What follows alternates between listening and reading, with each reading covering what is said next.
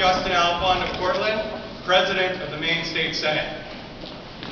And I'm Mark Eves from North Berwick, and I'm honored to serve as the Speaker of the Maine House.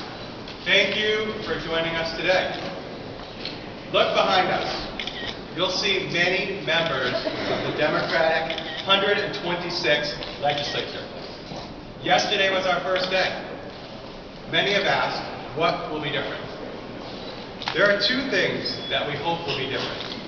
One, Democrats will be leading the way for lawmakers to be focused on strengthening our economy, putting people back to work, and growing our middle class. Over the course of the last year, we've heard from hundreds of thousands of Maine people, from community leaders, mayors, small business owners, chambers of commerce, and everyday Maine people. And that brings me to my second point. Maine people are clear. They want a new tone for the state, a tone of stability, a tone of getting things done. They don't need to worry about whether or not we are doing our job while they go off to do theirs. As Mainers, we have a lot to be proud of. We have a long tradition, one of Yankee ingenuity, a strong work ethic. We take pride in our work, in where we live, and who we are. Is there room for improvement? Of course. Together, we face some serious challenges. We cannot ignore that. We won't ignore that. But we do not have to disparage our workforce, our schools, denigrate our state, or put down the very qualities that make Maine special. We can improve, and we will. But the way we do so is not through admonishment, it's not through shaming, it's by doing. And so, today, Speaker Eves and I are here to tell you some of what we'll be doing this session. Too many Maine workers remain unemployed, underemployed, or feel insecure about their current job situation. In fact, 50,000 Mainers remain unemployed and even more underemployed, or lack the skills needed for better paying jobs in the future. According to a study by our community college system, 4,000 jobs between now and 2018 will remain unfilled because of the skills gap. Today, there is a 3-year waiting list for programs in nursing at our community colleges. That's unacceptable. Maine people want a plan, they want to focus, they want action, which will foster a better business environment, create jobs, and grow our economy. That is why our first order of business was creating the Joint Select Task Force, the Committee on Maine's Workforce and Economic Future. Let me be clear, this is not a committee that will produce a report.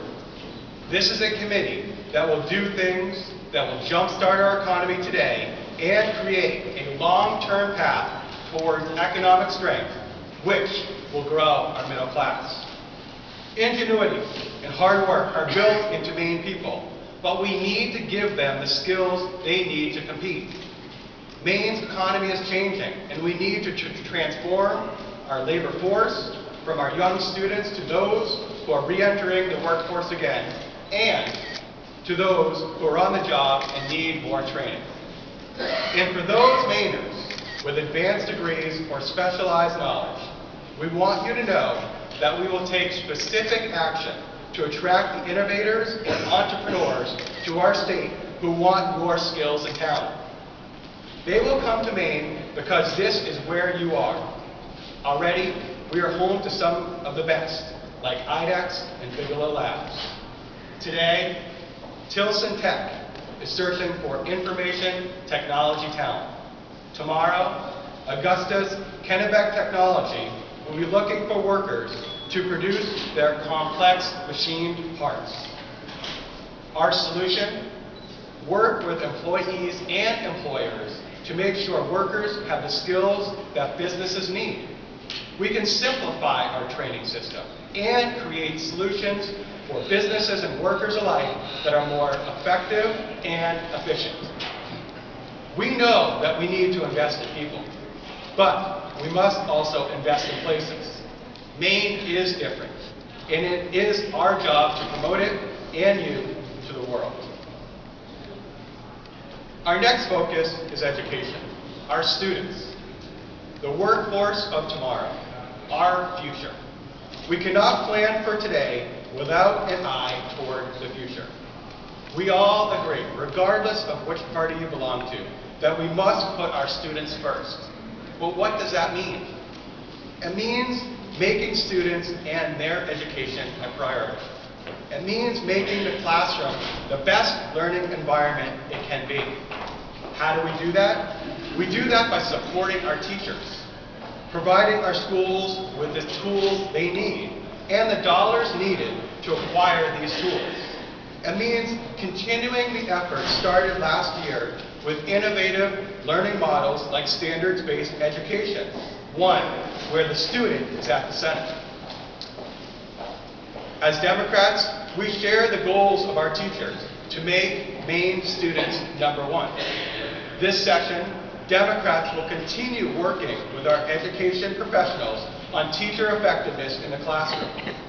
We need to ensure that we create a statewide model that looks at teacher performance fairly and consistently. By doing this, we strengthen our public schools, not dilute our schools or siphon money away from them. Our public schools, especially in the more rural areas of our state, are the community centers. We must continue to make them the best and most competitive they can be. We must also look at when education begins. We so often talk about K through 12. We now know learning and education begins much earlier than that. We as parents, teachers, and lawmakers are missing a drastic opportunity if we ignore this fact. The Maine Chamber, the Maine Development Foundation, and businesses across the state agree. Beyond being the right thing to do, early childhood education is an economic booster. The studies have been done, and now it's time for action. Early education investments today will ensure a strong workforce and economy into the future. This session, there will be specific action to move this forward. And with that, I'd like to introduce Speaker Eves, who will now tell you about our other two priorities. Mr. Speaker.